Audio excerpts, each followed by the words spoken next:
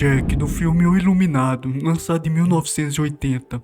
Para um contexto, esse personagem ele é um homem comum e ele tem uma profissão ali, se eu não me engano, de escritor. E ele está em busca de uma oportunidade de recomeçar sua vida. No entanto, ao longo do filme, testemunhamos sua descida gradual à loucura. O isolamento, misturado com a predisposição a comportamentos destrutivos como o alcoolismo e o excesso de raiva, serve como um impulso para a transformação de Jack. Assim ele passa de um homem comum para uma figura perturbadora e violenta. É muito bizarro que a sanidade desse personagem cada vez mais se deteriora, de uma forma que eu diria até assustadora. E é algo interessante que esse filme leva a questionar se a loucura desse personagem é resultado de influências sobrenaturais ou uma manifestação de seu psicológico perturbado. No Hotel Overlook, ele é um cenário ali que traz uma influência mais para um lado sobrenatural, como se fosse realmente uma força maligna, e amplifica toda aquela tendência sombria de Jack. E é bizarro que, se você olhar de uma forma até meio oculto em um modo de dizer, o hotel parece escolher o Jack como uma ferramenta para trazer uma história ali, um lado de violência. E é bizarro que no filme aparece como se fossem ali entidades que não apenas alimentam a paranoia e raiva dele, mas também o manipulam, levando a acreditar que ele deve corrigir sua família. O Jack Torrance, ele tem um lado assustador e é bizarro imaginar que um homem comum se tornou um monstro ali por meio de suas próprias escolhas, também por manipulações externas vinda daquela loucura da mente dele. E o machado dele se torna uma extensão de sua raiva, e ele tem um objetivo bizarro e assustador de perseguir sua própria família. Inclusive, um detalhe é que nesse filme, a parte que ele destrói a porta ali é uma cena icônica da história do cinema de terror. Traz aquele lado de violência mais direta, física e até aterrorizante. Inclusive, ele também tem um lado ali de predador, né, que vai atrás implacavelmente das suas presas, em um modo mais fácil de dizer. Outra característica bem bizarra desse personagem é que em muitos momentos ele é imprevisível. Ele meio que alterna ali um pouco entre um momento de calma e do nada ele traz aquele lado de violência bizarra e incontrolável. E essa dupla personalidade acaba mantendo tanto o personagem quanto o público em constante estado de tensão, juntamente com a atmosfera de som que eu acho até interessante que esse filme tem. E toda essa alternância, talvez seja essa palavra certa que eu posso dizer, entre do nada ele está um pouco ali normal, entre aspas, e do nada ele tem aqueles acessos de raiva, acaba fazendo com que essa imprevisibilidade o torne uma ameaça ainda mais assustadora e bizarra. O verdadeiro terror do personagem está naquele aspecto psicológico, porque ele representa, né, a ideia de que qualquer pessoa comum, qualquer pessoa normal pode se tornar um monstro bizarro. E ele é um homem que acaba sucumbindo ali às suas próprias falhas e juntamente com todo aquele ambiente que o cerca, acaba fazendo com que esse personagem, além de profundo, se torne perturbador.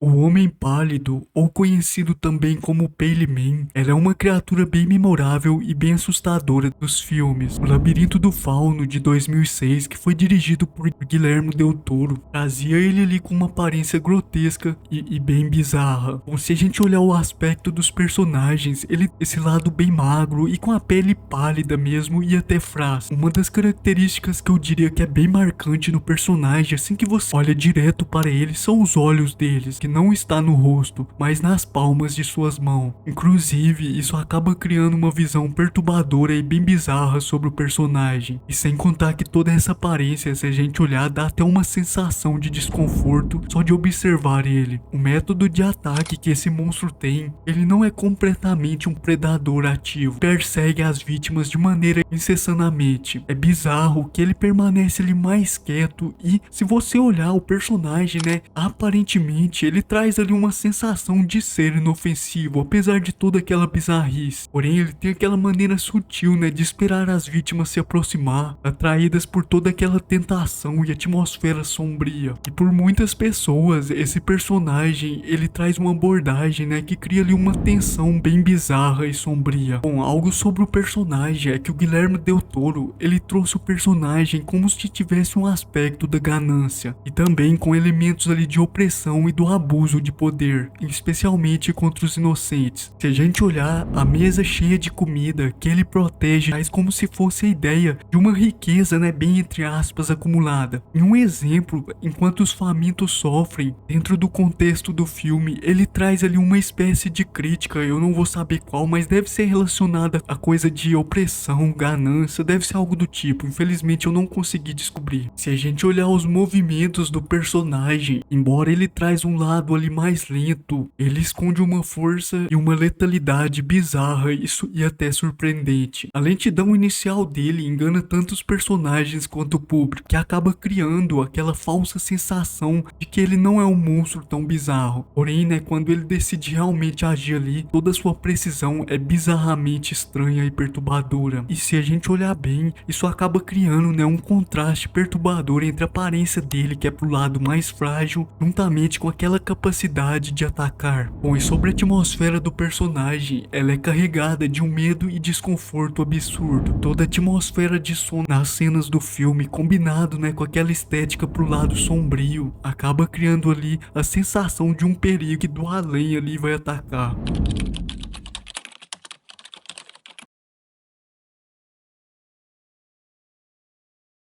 Esse personagem vilão bizarro, ele não possui uma emoção humana ou qualquer traço de personalidade. Bom, se a gente olhar bem, ele é uma entidade ali sobrenatural que age puramente com aquele instinto de vingança. Ele é sem compaixão, sem remorso e total sem plena consciência do que faz. A única motivação dele é executar todo o desejo de quem o invocou. Ele é impiedoso e essa ausência de personalidade, juntamente com o lado impiedoso e bizarro dele, faz com que ele se torne ainda mais assustador. O nascimento do personagem, né, ele traz um lado até fascinante, e se a gente olhar até para um lado único ali, no filme ele é criado por meio de um ritual bizarro, inclusive foi uma bruxa, né, que realizou um feitiço ali que invocou ele. O personagem, ele opera como se fosse um predador implacável, ele persegue as vítimas com uma determinação assustadora, e ele não para até que todas as pessoas ligadas ao desejo de vingança sejam completamente eliminadas. O jeito de caça dele, né, traz um lado ali metódico e bem bizarro. E se a gente olhar, ele é uma extensão, né, do ódio e do invocador. A sua perseguição, ela é marcada por momentos bizarros e bem violentos. E a criatura, ela sempre utiliza aquela força bizarra e esmagadora para garantir que ninguém escape. E se a gente olhar, né, à medida que ele acaba com os personagens, o invocador dele sente os efeitos físicos e emocionais como se estivesse compartilhando a dor e a violência. E é interessante que essa conexão, né, ela demonstra ocultamente meio que o invocador pagando, né, pelo preço da vingança alta. E enquanto a criatura cumpre a missão, o invocador é consumido por culpa pela dor. E ao final, sobre a força e resistência, ele é um monstro ali que traz o lado puramente físico, como eu mencionei, e diferente de vilões pro lado psicológico ou sobrenatural, ele é grande, tem aquele aspecto mais fortão, né, e um modo de dizer, sem contar a aparência grotesca e com pele enrugada. Isso acaba contribuindo e trazendo todo um impacto visual pro lado de medo mesmo. E se a gente olhar toda essa força física combinada com a resistência sobrenatural que ele demonstra nos filmes, faz dele uma ameaça bizarra e constante, sem contar que o personagem atua na atmosfera de desespero e medo no filme. Bom, então é isso, esse foi o vídeo sobre 3 personagens bizarros e perturbadores. Eu assisti os 3 filmes na sequência, então provavelmente eu deixei algum detalhe escapar sobre as personalidades ou até meio de agir. Então fiquem à vontade para corrigir ou trazer uma adição para o vídeo mesmo. Então é isso, peço desculpas e muito obrigado por ter assistido.